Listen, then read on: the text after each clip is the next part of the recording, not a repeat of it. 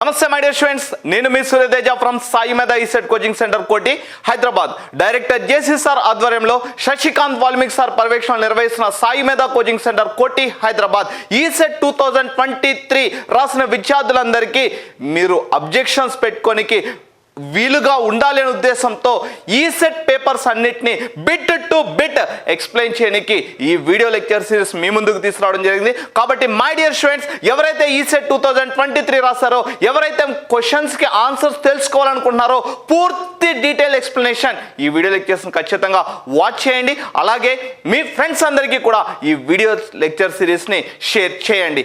దీంతో పాటుగా my dear students, ఎవరైతే ఈసెట్ 2023 రాస్తారో వీళ్ళందరికీ సాయిమేధ కోచింగ్ సెంటర్ కోటి హైదరాబాద్ ఒక ద్రోణాచార్య బ్యాచ్ ని ఇంట్రడ్యూస్ చేస్తుంది. గత 25 సంవత్సరాలుగా ఎంతో మంది ఇంజనీర్లు తయారు చేసిన సంస్థ సాయిమేధ coaching centre Koti Hyderabad diploma విద్యార్థులకి అండగా బాసటగా నిలవన ఉద్దేశంతో ఈ బ్యాచ్ ని మీ ముందుకు తీసుకురావడం జరిగింది. ఈ బ్యాచ్ లో భాగంగా మీ అందరికీ మొదటిగా మీరు బీటెక్ లోకి వెళ్ళిన వెంటనే ఇబ్బంది పడుతారు అనే ఉద్దేశంతో, ఆ ఇబ్బందిని పోగొడితేనే ఫ్రీ మైండ్ తో ఉంటేనే పని బాగా చేస్తారనే ఉద్దేశంతో బీటెక్ 2-1 అకాడమిక్ సబ్జెక్ట్స్ ని ప్రొవైడ్ చేస్తున్నాం. బీటెక్ 2-1 అకాడమిక్ సబ్జెక్ట్సే కాకుండా సిఆర్టీ క్యాంపస్ రిక్రూట్మెంట్ ట్రైనింగ్, దీనిలో భాగంగా ఆప్టిట్యూడ్, రీజనింగ్, ఇంగ్లీష్, అదేవిధంగా సిఆర్టీకి కావాల్సిన బేసిక్ కోడింగ్ లాంగ్వేజెస్ సి కావచ్చు, C++ కావచ్చు, జావా కావచ్చు, పైథాన్ కావచ్చు, వీటన్నిటిని మనము లైవ్ క్లాసెస్ ద్వారా అందిస్తాం.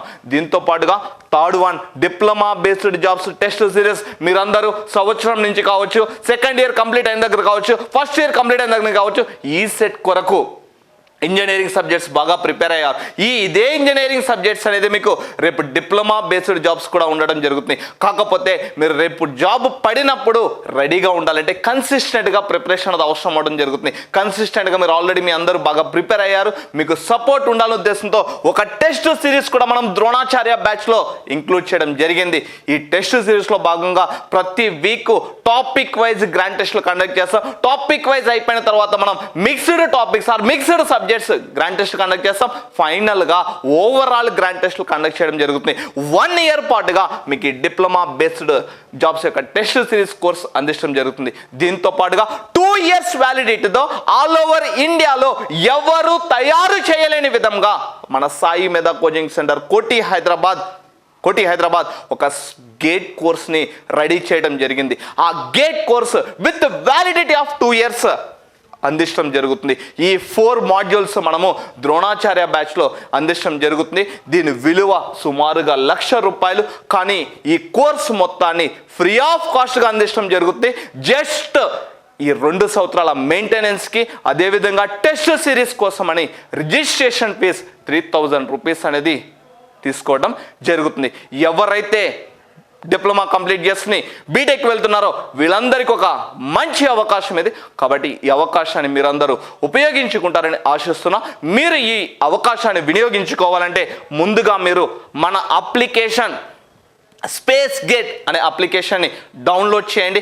డౌన్లోడ్ చేసిన తర్వాత అందులో ప్రొఫైల్ సెక్షన్ ఉంటుంది. ఆ ప్రొఫైల్ సెక్షన్ మొత్తాన్ని ఫిల్ చేయండి. ఫిల్ చేసిన తర్వాత మీ అడ్మిషన్ ప్రాసెస్ కోసమని 9848692598 ఈ నెంబర్కి కాంటాక్ట్ అవ్వండి.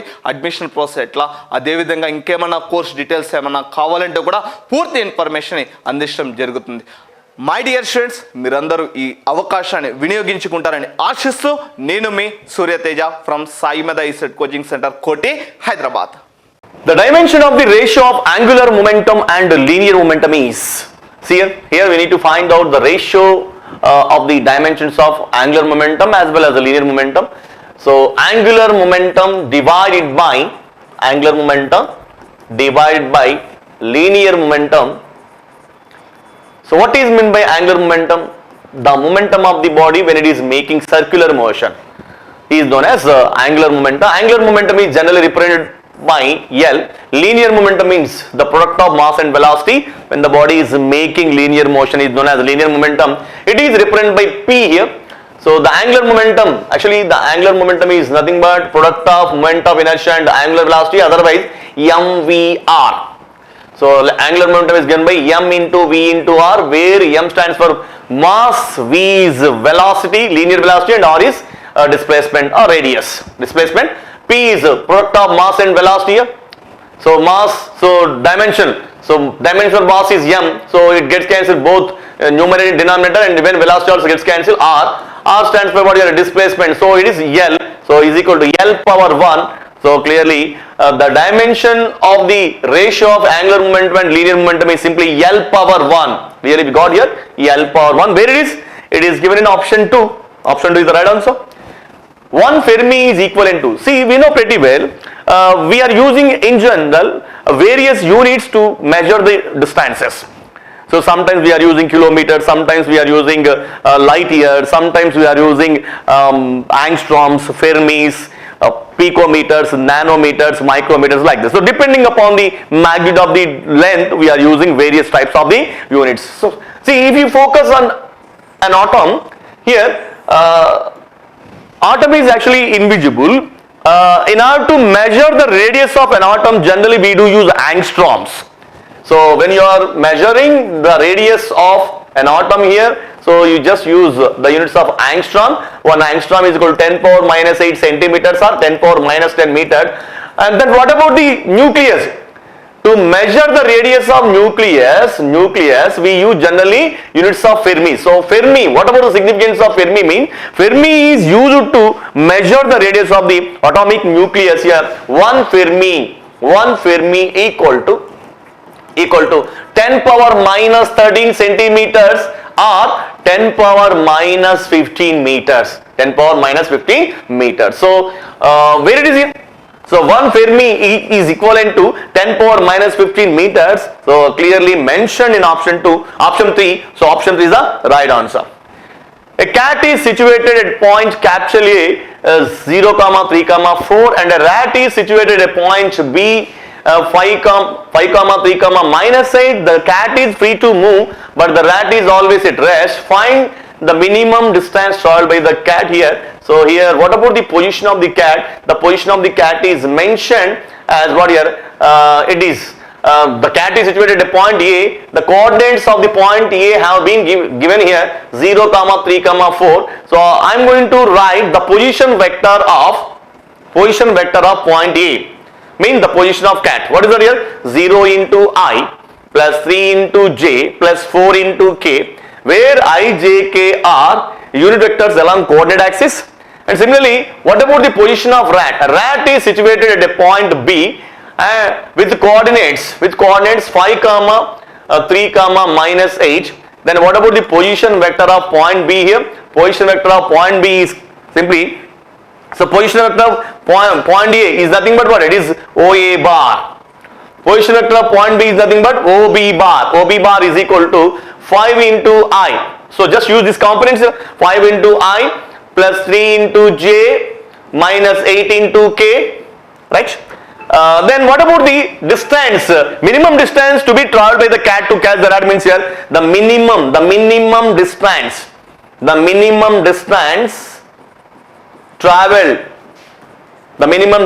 traveled by the cat to be here.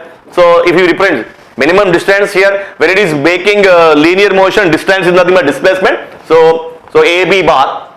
Don't think that a distance is a scalar quantity, yeah, but here if the cat is making linear motion, distance is also equal to displacement. So AB bar is equal to then what? OB bar minus OA bar. OB bar minus OA bar. What is OB bar here? 5I plus 3j minus 8k minus OA bar. OA bar is what here? 3I plus 4k. 3I. So it is a 3j plus 4k. 3j plus 4k. What happened here? 5I plus 3j minus 3j gets cancelled. Minus 8k minus 4k means minus 12k. Minus 12k. Then what about the magnitude of this distance here? AB bar is equal to square root of 5 square plus minus 12 whole square means, so square root of 25 plus 144, which is equal to square root of 169. So which is equal to square root of 169 means it is 13 units. So the minimum distance to be travelled by the cat in order to catch the rat equal to 13 units, which is given in option 3. Next question. Find the values of x and y for vectors a bar equal to 6i plus xj minus 2k and b bar equal to 5i minus 6j minus yk may be parallel. So let me give a simple statement here. Let us consider two vectors. Let a bar and b bar are two vectors, and even I am defining the two vectors are a bar is equal to a1i plus a2j plus a3k, where a1, a2, a3 are component along coordinate axis and I, j, k are unit vectors along coordinate axis. And I am defining b bar vector as b1i plus b2j plus b3k.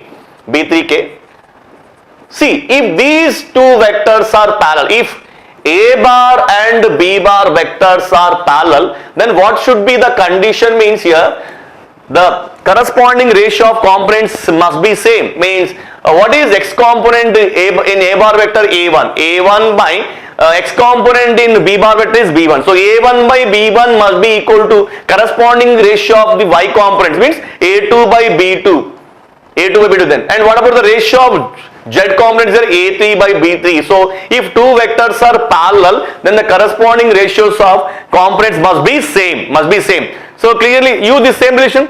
If the same two vectors are, for example, if a bar is perpendicular to b bar, in this question it didn't ask, but I am mentioning the condition here. If a bar is perpendicular to b bar, then a bar dot b bar must be equal to 0. Here, right? Now clearly mention that a bar's vector is 6i plus xj minus 2k, and b bar vector is 5i minus 6j plus yk here. According to this condition, what the corresponding ratios of the components must be same. Then 6 by 5 equal to x by minus 6 equal to minus 2 by, here this is minus y. So here this is clearly minus y k. So minus 2 by minus y. So what will happen here? So just compare these two. If you compare these two, what happens? 5x is equal to minus 36, and then x is equal to minus 36 by 5. X value is obtained. And similarly, if you take this pair, then what happens? X 6 by 5 is equal to minus gets cancelled, 2 by y. Then 6y is equal to 10. 2 by 10. Y is equal to 10 by 6. Means it is if you cancel the numerator and denominator 2, you will get here 5 by 3. So clearly you got here x is equal to minus 36 by 5 and y is equal to 5 by 3. Y is equal to 5 by 3. Where are they? So they are mentioned in option 2. Right. The velocity of a body moving along a straight line with uniform deceleration, A reduces by 3 by 4 of its initial velocity the total time of motion of the body here. See, let us consider the initial velocity of the body. Initial velocity of the body is clearly, initial velocity of the body is u, and here it is going to reduce by 3 by 4. 3 by 4 means what about the final velocity? Final velocity v is equal to u minus 3 by 4 u, means what? You will get what here? 1 by 4 u, 1 by 4 u. So from Newton's first equation of motion, clearly from Newton's first equation of motion, we have the relation v is equal to u plus at. Then what about v minus u is equal to at? Then a is equal to v minus u by t. What is v here? U by 4 minus u by actually t. But then what about t here? T is equal to then u by 4 minus u by a. U by 4. This is minus. Clearly mention that, but we will get here minus eu by 4 by a. A is also negative. So if you consider this one gets cancelled here. So then t is equal to 3u by 4a. 3u by 4a. So where it is here? 3u by 4a given in option 1. A stone thrown vertically upward with a velocity of u meter per second attains a height h1. So this is the ground here. This is the ground here. A stone is projected up with an initial velocity of u meter per second, and then it attains a maximum height of h1. It attains a maximum height of h1. Right. Another stone thrown vertically upwards from the same point with the speed of u by 3 meter per second. See here, another stone is projected vertically up but with reduced velocity, what is the reduced velocity? U by 3. So automatically what happens when the speed is reduced, the next stone is projected with the velocity of U by 3 meter per second means then it will reach what here? A reduced height here. Let the height in this case is h2 here. Now we need to obtain h2. For this case is what? We know pretty well when a body is thrown up with a certain velocity u meter per second, then the maximum height attained by the body is given by h is equal to u square by 2g. We know pretty well here this gravitational acceleration is constant, 2g term is constant, so clearly the maximum height attained is directly proportional to square of the initial velocity. So we can interpret this mathematical relation as h1 by h2 is equal to u1 square by u2 square. So what is so h1 by h2 is equal to what is initial velocity of the first body? U meter per second. So u square by initial. So here u1 is equal to u. Here u2 is equal to clearly what? U by 3. Then u2 square means u by 3 whole square, means we will get here h1 by h2 is equal to u square by 9. U square cancel here. H1 by h2 is equal to 1 by 9 means 9. From this 9 h2 is equal to h1. h2 is equal to h1 by 9. So the maximum height obtained by the second body is going to be reduced by 9 times. So h is equal to h1 by 9. Where it is here? It is given in it is mentioned in option 1.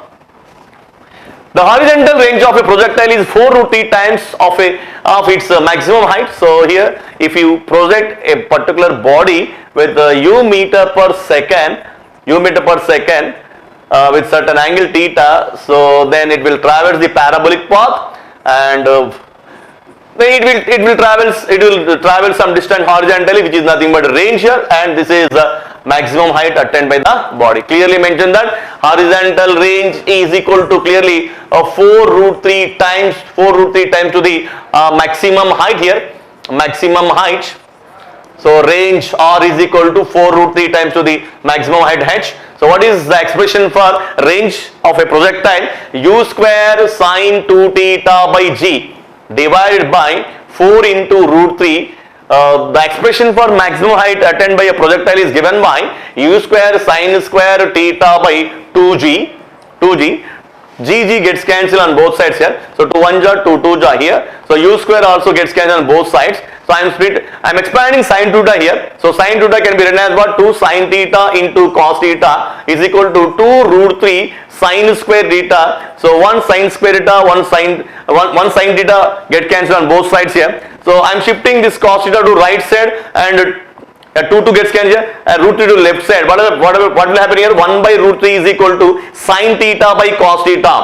1 by root 3 is equal to sine theta by cos theta, which is equal to tan theta. See, now we got here tan theta is equal to 1 by root 3. Tell me for what value of angle tan will produce 1 by root 3 means here when theta is equal to 30 degrees. Otherwise in terms of radians, pi by 6 radians. So theta is equal to 30 degrees. So given in option 1. The range of a projectile fired at an angle of 15 degrees is equal to 30 meter. If it is fired with the same speed at an angle of 45 degrees, its range will be here. Initially a projectile is projected with an angle theta 1 is equal to 15 degrees. In that case its range is R1. And for the next case here, so both the cases he has thrown the body with the same velocity u meter per second only, but for the next time here he has increased the angle of projection, which is now 45 degrees. So in this case what would be its range? So when angles of projections are different, so obviously the horizontal range also would be different. So for the first case here, for case 1 here, when angle of projection is equal to 15 degrees, in that case the range attained by the body is simply 30 meters. If the angle of projection is changed to 45 degrees, then what would be the new range then? So what about the expression for range here? R is equal to u square sine 2 theta by g. So in both cases the body is projected with the same velocity, means here u square is constant, g is constant. So R is directly proportional to then sine 2 theta. So if you interpret this relation, what will get here? R1 by R2 is equal to sine 2 theta 1 by sine 2 theta 2. Sine 2 theta 1 by sine 2 theta 2. So R1 is already known value. How much here? It is 30 meters. 30 meters divided by R2 is equal to sine of 2 into theta 1 is angle of projection for the first case is what? 15 degrees divided by sine 2 theta to 2 into angle of projection for the second case is 45 degrees. Right? So 30 by R2. 30 by R2 is equal to sine of 2 into 15. Sine 30 means how much here? 1 by 2 divided by sine of 2 into 45. Sine 90 means how much? 1. So R2 by 2 is equal to what? R2 by 2 is equal to 30. Then R2 is equal to 2 into 30 means 60 meters. So the range attained by the body is here doubled for the second case. So when the body is projected with an angle of 45 degrees, what happened here? The range is previously it was 30 meter, now it is 60 meters. Where it is here? It is given in option 3. Option 3 is the right answer. Next question here. When a body slides down an inclined plane with coefficient of friction as mu, then its acceleration is given by CR. Let me consider an inclined plane here. This is an inclined plane. So whose angle of inclination is theta. A body is sliding down here. A body is sliding down like this. And see here. Now let me draw the components here. What are acting here? So if the mass of the body is small m, then its weight mg vertically acts downs. Vertically, the weight of the body vertically acts downwards.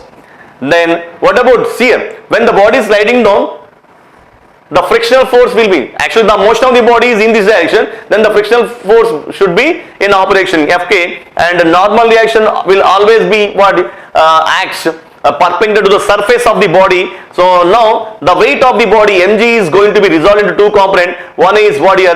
Horizontal component. This is horizontal component is mg cos theta, and vertical component is what here? Mg sin theta. Mg sin theta. So from this n must be equal to, so here the body is making motion like this. So these two components must be balanced. So n must be equal to what? N must be equal to mg cos theta. N must be equal to mg cos theta. Right. What about the net force? Finally the body is sliding down, right? But means actually mg sin theta is acting in this direction, whereas Fk is acting in opposite direction. So finally the body is making motion towards mg sin theta component, means mg sin theta component is dominating. Then what about the net force acting on the body? Net force acting on the body is given by capital F is equal to, so since the motion of the body is in this direction, so mg sin theta is more, so mg sin theta minus frictional force Fk. But we know pretty well here. What is Fk? Frictional force is given as the product of coefficient of friction as well as the normal reaction N. So Fk is good. So is equal to mg sin theta minus Fk is equal to mu k into N. So mg sin theta minus, but mu k is equal to mu k, but N normal reaction N is equal to what here? It is it got balanced by mg cos theta. So mg cos theta, in place of N I have written mg cos theta. So both terms are having small m common. I am taking small m common here. M into g sin theta minus mu k cos theta. This is F. But this resultant force is equal to what here? It is equal to what? Ma. So if you compare what happened here, acceleration must be equal to what? Acceleration must be equal to g sin theta minus mu k cos theta. So when a body is sliding over an inclined plane whose coefficient of friction is mu, then the acceleration of the body is A is equal to g sin theta minus mu k cos theta. Where it is? It is given in option 4. Right. Next question. A body is in equilibrium on a rough inclined plane under its own weight. If the angle of inclination of the inclined plane is alpha, see here, assume that there is an inclined plane.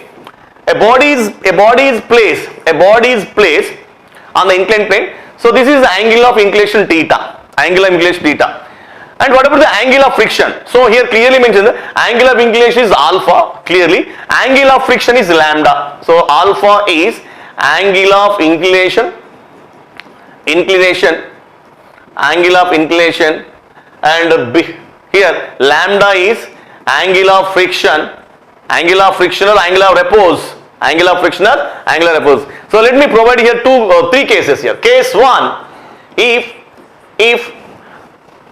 alpha is equal to lambda, then the body is at a limiting equilibrium, then the body on inclined plane is at limiting equilibrium on inclined plane is at limiting equilibrium and slides uniformly without acceleration. Equilibrium and slides uniformly. It is sliding with the uniform velocity, means here acceleration is equal to 0 here.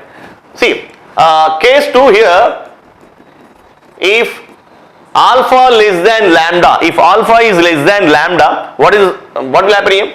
If angle of inclination is less than angle of friction or angle of repose, what happen here? The body will be at rest only.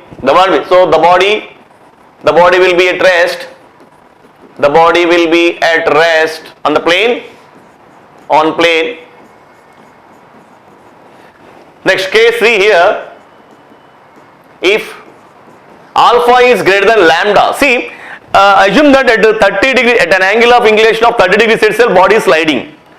If you increase the angle of inclination further, 40 degrees, 50 degrees, what happens here? The body slides even more further, and the velocity of the body will get increased. Since the velocity of the body changes, it will possess some acceleration. So, if alpha is equal to lambda, then body slides down, but it will be what here? At the limiting equilibrium means it slides down with uniform velocity, no acceleration. The acceleration will be 0 then. If angle of inclination is greater than angle of friction or angle of repose, what is going to happen? Mean the body slides down with acceleration. So if alpha greater than lambda, the body slides down. The body slides down with acceleration. See here. Please try to remember, try to identify the difference in these three statements here. Anyhow, clearly mentioned that the body is in equilibrium condition. For getting equilibrium condition, the angle of inclination must be equal to angle of friction here. So clearly mentioned in option 3 here. So along with this case, even I have mentioned what here other cases also.